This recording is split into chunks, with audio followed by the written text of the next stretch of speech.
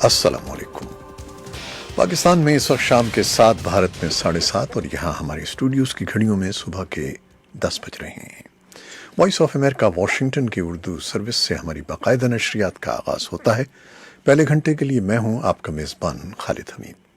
जैसा कि आप देख रहे हैं, फेसबुक लाइव पर हम आपके सामने हैं और वेबसाइट और रेडियो पर हमारा ये 1 घंटे का न्यूज़ शो जारी रहेगा। तो आगाज़ करते हैं पहले आज की अहम खबरों की सुर्खियों से।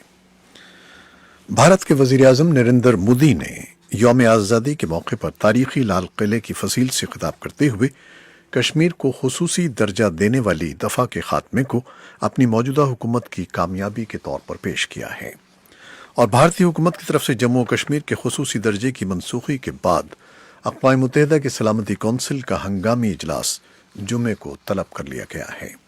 अक़वाम मुत्तहिदा में पाकिस्तान के सफ़ीर मलीहा लोधी का कहना है कि दुनिया भर के अखबारात ने कश्मीर की नीम खुद मुख्ताराना हैसियत ख़त्म करने के भारतीय फैसले पर सख्त तनकीद की है।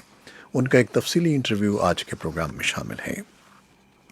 और खैबर पख्तूनख्वा में जम होने वाले कबायली ज़िले जनूबी वज़ीरिस्तान में 2 मुताहरिब ग्रोहों के दरमियान तनाज़े ने शिद्दत इख्तियार कर ली है और अक़वाम मुत्तहिदा ने अफ़गानिस्तान में ईद उल अज़हा के दौरान 11 शहरियों की हलाकत पर तशवीश का इज़हार किया है।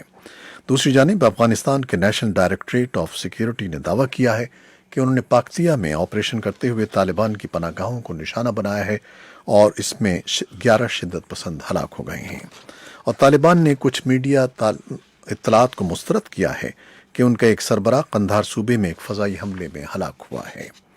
हांगकांग के बैनुल-अक़वामी हवाई अड्डे पर जुमेरात के रोज़ काम मामूल के मुताबिक जारी रहा और अक़वाम मुत्तहिदा की मुहाजिरीन की एजेंसी ने बहर रोम में फंसे हुए 500 से ज़्यादा तारिकीन वतन के मसले पर तशवीश का इज़हार किया है।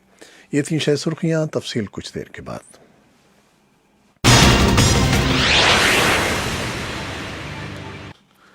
खबरें अब तफसील के साथ। भारत के वज़ीर-ए-आज़म नरेंद्र मोदी ने उस मुतनाज़िया फ़ैसले का दिफा किया है जिसमें भारत के ज़ेर इंतज़ाम कश्मीर की खुद मुख्ताराना हैसियत को ख़त्म किया गया है। वो जुमेरात के रोज़ मुल्क यौम आज़ादी के मौक़े पर तारीखी लाल किले से कौम से खिताब कर रहे थे।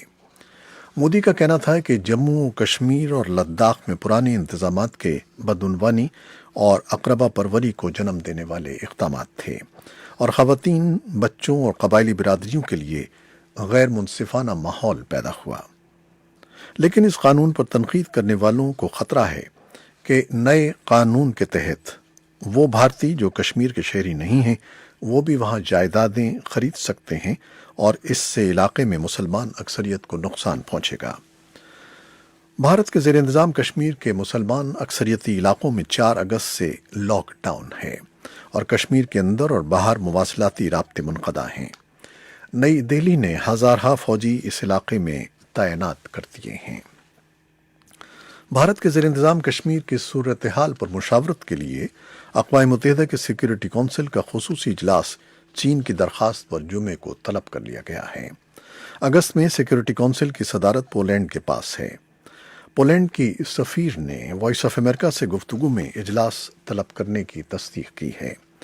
पोलैंड की सफ़ीर जोआना वॉरेनिका ने बताया है कि सिक्योरिटी कौंसिल का बंद कमरे में इजलास बीजिंग की दरख्वास्त पर हो रहा है।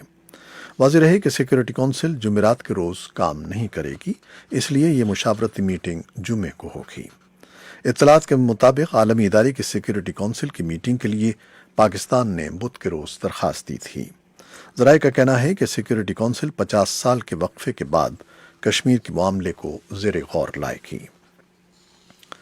पाकिस्तान के वज़ीर ख़ारजा शाह महमूद कुरैशी ने अपने रूसी हममनसब सरगई लैवरोव से रब्ता करते हुए उन्हें भारत के ज़ेर इंतज़ाम जम्मू कश्मीर की मौजूदा सूरत हाल से आगाह किया है। भारत के ज़ेर इंतज़ाम कश्मीर में आर्टिकल 370 के ख़ात्मे के बाद पाकिस्तान की हुकूमत के आलमी रहनुमाओं के साथ राब्ते जारी हैं और इस सिलसिले में ताज़ा तरीन राब्ता शाह महमूद कुरैशी ने रूस के वज़ीर ख़ारजा से किया है। तर्जमान के मुताबिक इस मौके पर रूसी वज़ीर ख़ारजा सरगई लैवरोव का कहना था कि रूस सूरत हाल पर गहरी नज़र रखे हुए है। अक़वाम मुत्तहिदा ने अफ़गानिस्तान में ईद उल अज़हा के दौरान 11 शहरियों की हलाकत पर तशवीश का इज़हार किया है। خبر رساں ادارے رائٹرز کے مطابق اقوام متحدہ نے اپنے ایک بیان میں کہا ہے کہ وہ افغانستان کے صوبے پکتیا میں ہونے والے افغان سیکورٹی فورسز کے آپریشن میں 11 شہریوں کی ہلاکت کی اطلاعات پر فکر مند ہے۔ دوسری جانب افغانستان کے نیشنل ڈائریکٹوریٹ آف سیکورٹی نے دعویٰ کیا ہے کہ انہوں نے پکتیا میں آپریشن کرتے ہوئے طالبان کی پناہ گاہوں کو نشانہ بنایا ہے۔ این ڈی ایس کے مطابق اس آپریشن میں 11 شدت پسند ہلاک ہوئے ہیں، جن میں طالبان کے 2 کمانڈرز بھی شامل ہیں، جبکہ طالبان نے کچھ میڈیا اطلاعات کو مسترد کیا ہے کہ ان کا ایک سربراہ قندھار صوبے میں ایک فضائی حملے میں ہلاک ہو گیا ہے۔ طالبان کے ترجمان قاری محمد یوسف احمدی نے ایک ٹویٹ میں کہا ہے کہ ملا صدر ابراہیم کو کوئی غزن نہیں پہنچی ہے۔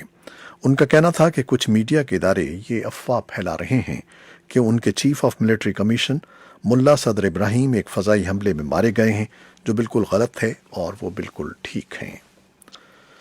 افغانستان کے صدارتی محل کا کہنا ہے کہ امریکی عہدیداروں نے دوحہ میں ہونے والے امریکہ اور طالبان کے درمیان 8ویں دور کی تفصیلات اور معاہدے کے حتمی مسودے سے صدر اشرف غنی کو ابھی تک آگاہ نہیں کیا ہے، اس لیے افغان حکومت اس دور میں ہونے والی بات چیت سے لا علم ہے۔ ایک صدارتی ترجمان صدیق صدیقی نے ایک نیوز کانفرنس میں امریکی حکومت سے کہا کہ وہ ان مذاکرات کے بارے میں افغان حکومت کو آگاہ کرے۔ اسی اثنا میں طالبان کے سابق عہدیداروں نے کہا کہ امریکہ اور طالبان کسی حتمی معاہدے پر نہیں پہنچے ہیں، اس لیے امریکی عہدیداروں نے امن معاہدے کے مندرجات سے افغان حکومت کو آگاہ نہیں کیا ہے۔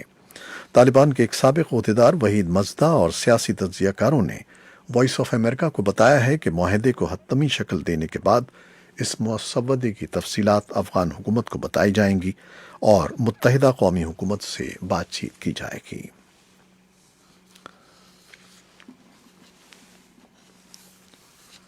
ہانگ کانگ کے بین الاقوامی ہوائی اڈے پر جمعرات کے روز کام معمول کے مطابق جاری رہا، لیکن حفاظتی اقدامات میں اضافہ کر دیا گیا ہے اور پروگرام کے مطابق پروازیں جاری رہیں۔ ہانگ کانگ میں گزشتہ کئی روز سے حکومت مخالف مظاہرے ہوتے رہے، جن میں پولیس کے ساتھ جھڑپیں بھی شامل تھیں۔ امریکہ کے شہر فلاڈیلفیا میں پولیس نے جمعرات کی صبح ایک مشتبہ شخص کو گرفتار کیا ہے، جہاں 1 گھنٹے کے قریب جاری رہنے والی فائرنگ میں 6 پولیس افسر زخمی ہو گئے، لیکن وہ خطرے سے باہر ہیں اور انہیں بدھ کی شام مقامی ہسپتال سے فارغ کر دیا گیا ہے۔ کیمروں میں وہ منظر محفوظ ہے جب مشتبہ شخص نے اپنے آپ کو پولیس کے حوالے کیا۔ اس سے پہلے ٹیاگو نائس ٹاؤن کے گھر میں اس نے اپنے آپ کو بند کیا ہوا تھا۔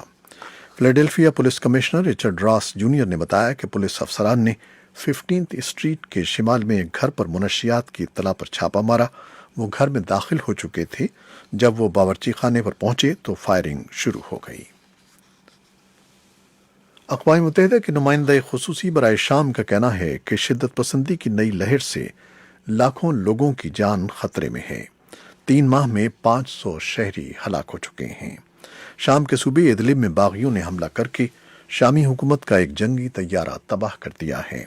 شام کے سرکاری خبر رساں ادارے سیرین عرب نیوز ایجنسی کے مطابق شدت پسندوں نے جنگی طیارے کو اینٹی ایئر کرافٹ میزائل سے نشانہ بنایا۔ اقوام متحدہ کی مہاجرین کی ایجنسی نے بحیرہ روم میں پھنسے ہوئے 500 سے زیادہ تارکین وطن کے مسئلے پر تشویش کا اظہار کیا ہے۔ اٹلی اور مالٹا کے ساحلوں پر لنگر انداز جہازوں کے مسافروں کو جہاز سے اترنے کی اجازت نہیں ملی ہے۔ امریکہ کے صدر ڈونلڈ ٹرمپ نے کہا ہے کہ چین جب تک ہانگ کانگ کے جمہوریت نواز مظاہرین کے ساتھ ان کے انسانی مسئلے کو حل نہیں کرتا، اس کے ساتھ تجارتی معاہدے میں تاخیر ہو سکتی ہے۔ انہوں نے یہ بات ایسے موقع پر کہی جب چین ہانگ کانگ کے ساتھ اپنی سرحد پر فوجی مشقیں کر رہا ہے۔ ٹرمپ نے بدھ کو دیر گئی ٹویٹر میں ایک پیغام میں دعویٰ کیا کہ چین کے ساتھ تجارتی بات چیت میں ان کی انتظامیہ کو برتری حاصل ہے۔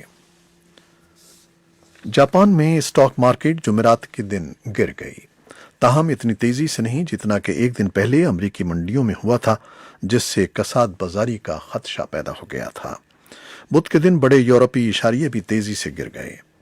تجزیہ کاروں نے جرمنی اور چین کے کمزور اقتصادی اعداد و شمار کو دنیا میں ممکنہ اقتصادی مندی کے لیے خطرناک اشارہ قرار دیا تھا، اور جنوبی کوریا کے صدر مون جائے ان نے کہا ہے کہ ان کا ملک جاپان کے ساتھ بڑھتے ہوئے تجارتی تنازع کو بخوشی طے کرنے کو تیار ہے، बशर्ते कि जापान मुज़ाकरात के लिए आमादा हो जाए। ये थी वो खबरें जो फेसबुक लाइव पर हमने आपके लिए पेश की। वेबसाइट और रेडियो पर हमारा ये 1 घंटे का न्यूज़ शो जारी रहेगा। कैमरामैन मंसूर मलिक के साथ फेसबुक लाइव से इजाज़त चाहते हैं। अल्लाह हाफिज़।